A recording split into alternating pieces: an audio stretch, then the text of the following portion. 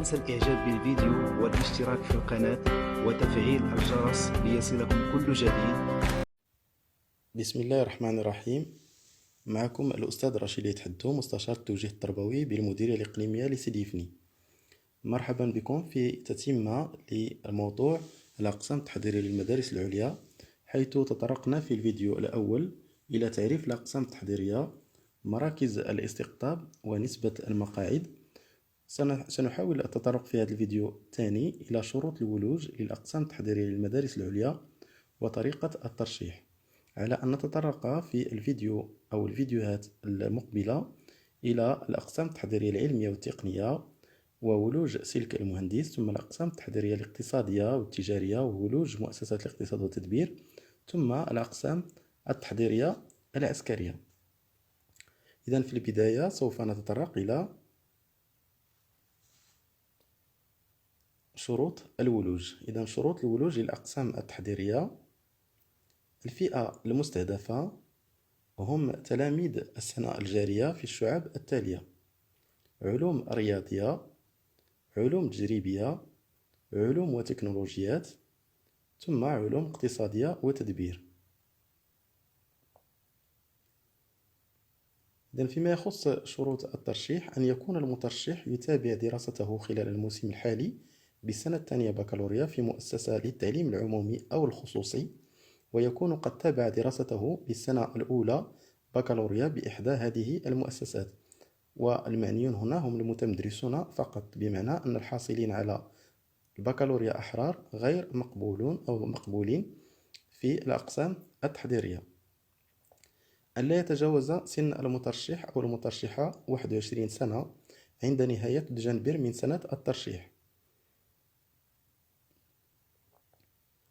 فيما يخص تتمة لشروط الولوج: الحصول على ميزة مستحسن على الأقل بالنسبة لتلاميذ شعبة العلوم التجريبية وشعبة العلوم الاقتصادية والتدبير، ويعفى منها تلاميذ شعبة العلوم الرياضية وشعبة العلوم والتكنولوجيات.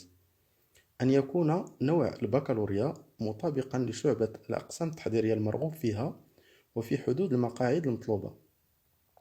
يتم قبول المترشحين عن طريق الانتقاء الذي يخضع لمجموع يتم حسابه بطريقة خاصة بالأقسام التحضيرية للمدارس العليا. إذن طريقة الترشح للأقسام التحضيرية: الترشح يتم عبر البوابة www.cpge.ac.ma تبعا للتعليمات: الاسم والنسب، تاريخ الازدياد، رمز مسار، رقم البطاقة الوطنية.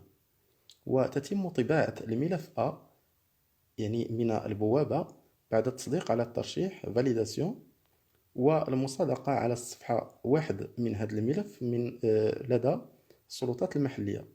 وفي حالة عدم بلوغ المترشح أو المترشحة 18 سنة يقوم ولي أمره بإنجاز هذه المهمة. وبعد ذلك يتم إيداع الوثائق التالية لدى إدارة الثانوية التي ينتمي إليها المترشح أو المترشحة، اللي هي الملف A، نسخة من بطاقة التعريف الوطنية، بيان النقاط مصادق عليه من طرف إدارة المؤسسة.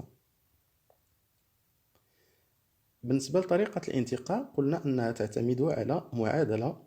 هذه المعادلة فيها مجموعة من النقاط أو فيها 4 نقاط: N1 N2 N3 N4.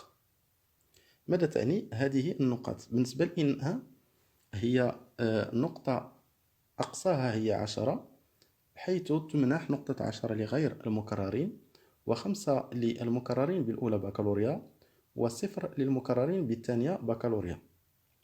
ثم كاين النقطة N4 اللي هي نقطة يعطيها مجلس القسم وأقصاها هو 25.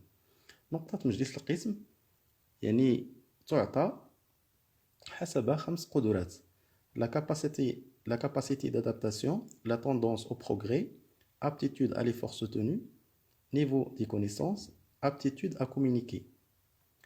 ثم كاين النقطة N2 اللي فيها المراقبة ديال الأولى بكالوريا زائد معدل ديال البكالوريا مضروب في 2 مقسوم على 3.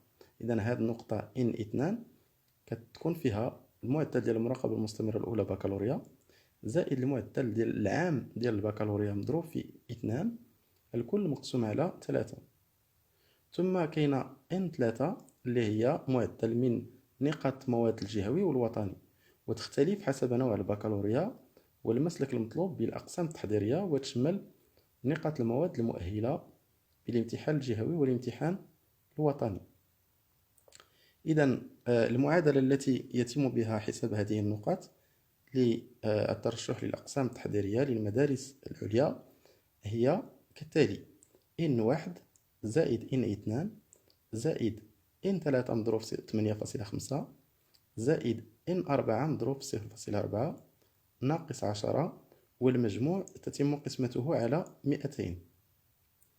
إذا هذا الجدول يوضح لنا معنى النقطة N1 والنقطة N2 والنقطة N3 والنقطة N4.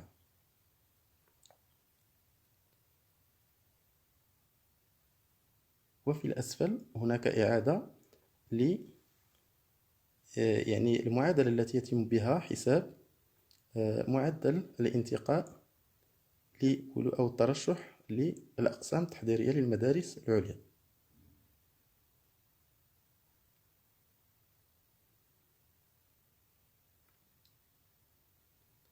إذا أحبائي أعزائي التلاميذ والتلميذات، كما جرت العادة أضع رهن إشارتكم هذه المواقع التي يشرف عليها أطر التوجيه: توجيه نت.net، توجيه بريس.com، المنارة.ما، توجيه برو.com، ثم هذا الموقع الذي يضم مواضيع الامتحانات الإشهادية للسنوات الفارطة cne.main.gov.ma. ثم أيضا أضع رهن إشارتكم الصفحة الرسمية للمستشار في التوجيه التربوي رشيد يتحدث. يمكنكم من خلالها تتبع مختلف المواضيع التي تهم المساعدة على التوجيه المدرسي والمهني والجامعي، وأيضا التواصل عبر هذه الصفحة عن طريق إرسال رسائل عبر بريدها أو عبر بريدكم الإلكتروني، أو التواصل عبر الواتساب، والأرقام أو التي يمكن بها التواصل تجدونها على الصفحة. شكرا على حسن انتباهكم. شكرا لكم على المشاهدة. لا تنسى الإعجاب بالفيديو والاشتراك في القناة وتفعيل الجرس ليصلكم كل جديد. اشترك في القناة إذا كنت تريد مشاهدة المزيد من الدروس.